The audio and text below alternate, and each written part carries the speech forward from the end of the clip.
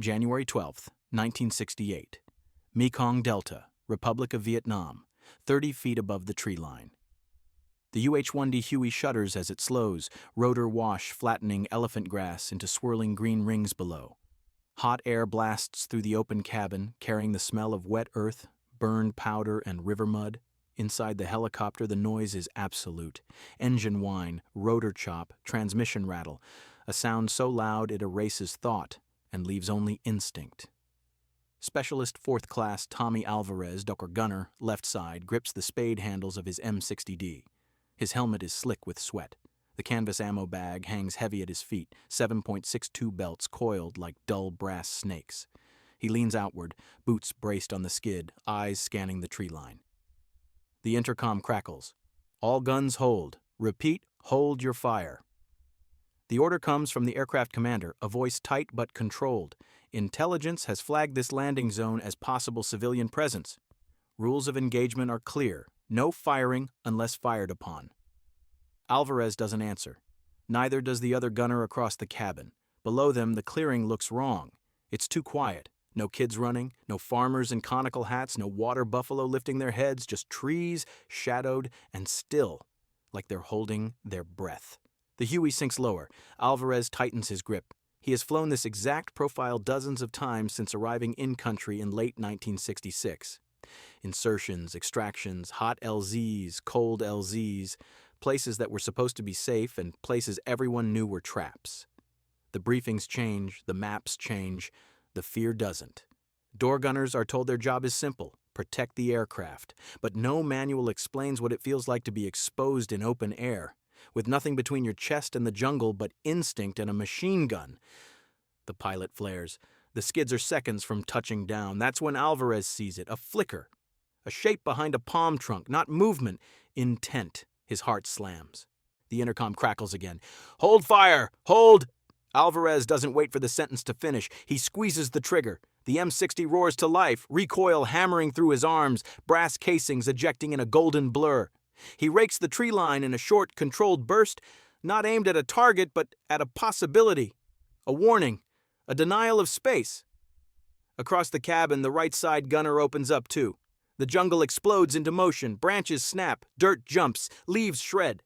The Huey lifts instinctively, the pilot pulling power as the crew chief shouts into the intercom. Someone yells, "Taking fire!" though no one is sure if they actually are, or if they're preventing it. Only after the helicopter claws back into the air does the radio go quiet. Alvarez releases the trigger. His hands are shaking. "Who fired?" the aircraft commander demands. No one answers. This moment, repeated hundreds of times between 1966 and 1971, is why door gunners on Hueys would later admit something that made officers uncomfortable. They sometimes fired even when ordered not to, not out of aggression, not out of panic, but because waiting had gotten too many crews killed. Official doctrine said restraint. Experience said hesitation was fatal. Door gunners occupied a strange place in the hierarchy of Vietnam War aviation. They were not pilots. They did not decide missions or routes. But they were the only ones with an unobstructed view of the ground, the only ones whose entire job was watching for the first sign of death. And they learned fast that ambushes didn't announce themselves with muzzle flashes. They announced themselves with silence. Alvarez had seen what happened when crews waited. In March 1967, near Kai Bay, a sister ship had followed orders perfectly. No suppressive fire on approach, no warning bursts. The skids touched down, and the jungle erupted, AK fire, RPG smoke, tracer rounds ripping through the fuselage. The right side gunner was dead before the aircraft lifted again. After that, no one needed to explain the lesson. Door gunners began to treat landings like negotiations with the unseen, short bursts into likely concealment. Fire not to kill but to deny, to tell whoever was watching that this helicopter was not blind, not passive, not waiting to be tested. Officers didn't always approve. Some yelled, some threatened paperwork. A few quietly looked the other way, because when a Huey came back with holes in its tail boom instead of coffins in the cabin, arguments tended to stop. As the helicopter banks away from the clearing, Alvarez finally exhales. The jungle recedes beneath them, green and unreadable once more. No one mentions the order that was ignored. No one writes it down. But every man on board understands the unspoken truth.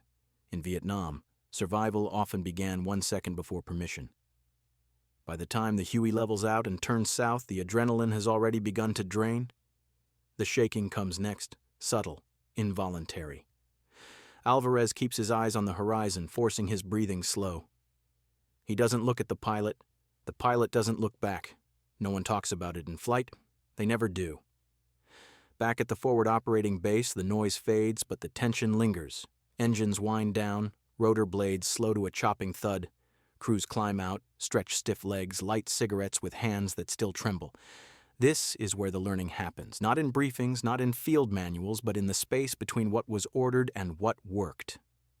In 1966, many helicopter crews arrived in Vietnam with peacetime doctrine drilled into them: fire discipline, clear rules of engagement, identification before engagement. The Huey was supposed to be a taxi, vulnerable, yes, but neutral until threatened. The jungle didn't care.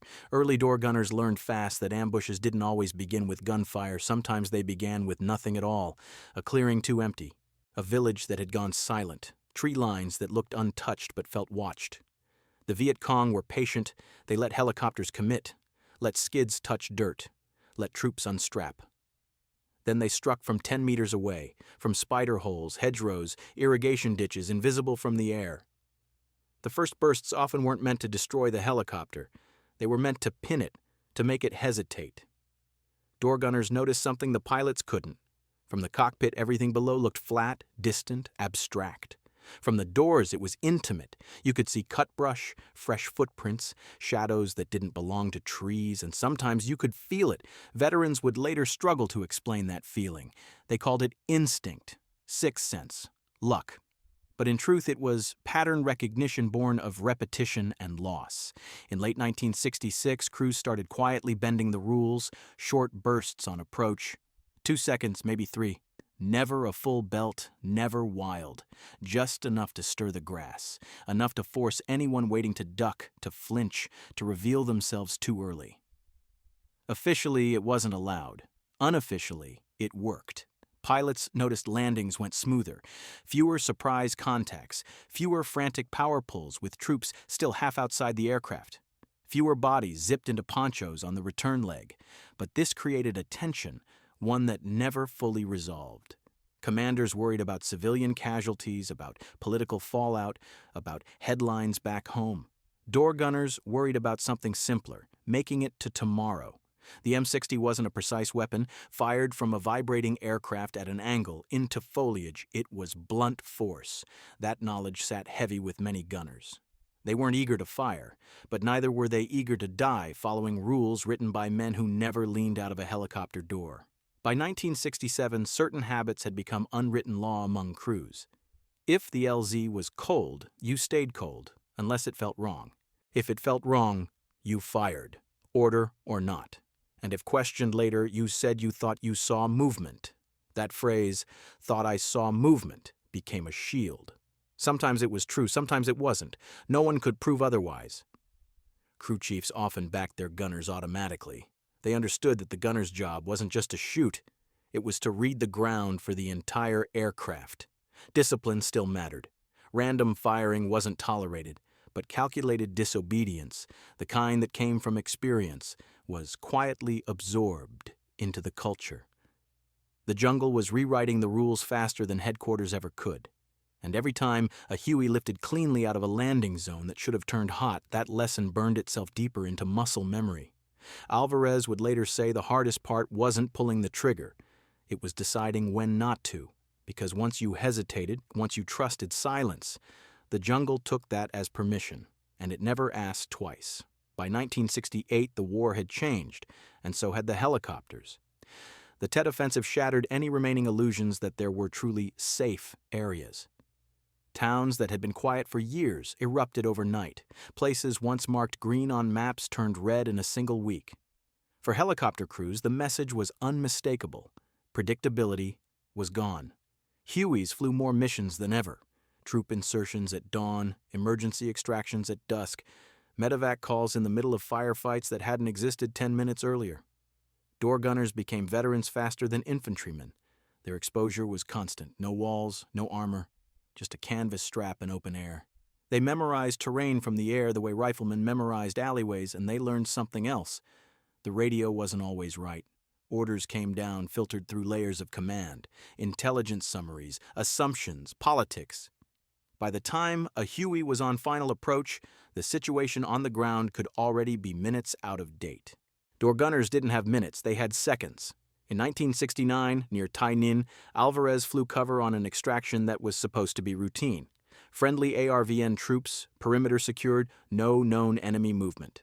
On approach, everything looked calm. Too calm. Alvarez noticed smoke stains on the ground, the old cooking fires, recently used. No people, no animals. The jungle felt staged. The order came in clear. Do not fire unless fired upon. He remembered another crew that had followed that exact instruction 2 months earlier. Their Huey had taken an RPG through the tail boom before the first M60 round left the barrel. This time, Alvarez fired first. 2 short bursts into a tree line that didn't belong. Leaves shredded. Something metallic clanged, not a rock. A weapon. The return fire came late and wild. Tracers passed behind the aircraft as it lifted away unscathed. Back at base, the aircraft commander was furious. The rules were the rules. There were civilians in the area. Complaints had already been filed. Alvarez stood at attention, helmet under his arm, face unreadable. When asked why he fired, he didn't talk about instinct.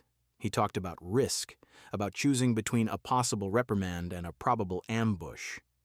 The write-up never materialized. By this point in the war, many officers, especially those who flew, had reached an unspoken understanding. The men hanging out of the doors saw things no one else could. If they said it felt wrong, it usually was. Still, the contradiction never disappeared. Official doctrine emphasized restraint. Operational reality demanded aggression. Door gunners lived in the gap between the two. They fired not to escalate, but to shape the fight, to control when and where contact happened. Suppressive fire wasn't about kills. It was about time, about creating space for the helicopter to land, lift, and survive. Veteran crews developed their own internal rules. Fire in short, deliberate bursts. Never chase targets. Never empty a belt unless contact was confirmed. The goal was deterrence, not destruction, but even that line blurred under pressure. Medevac missions were the worst. When wounded men were bleeding out below, restraint vanished. Door gunners fired freely, aggressively, without waiting for confirmation. Orders mattered less than seconds. No one questioned that.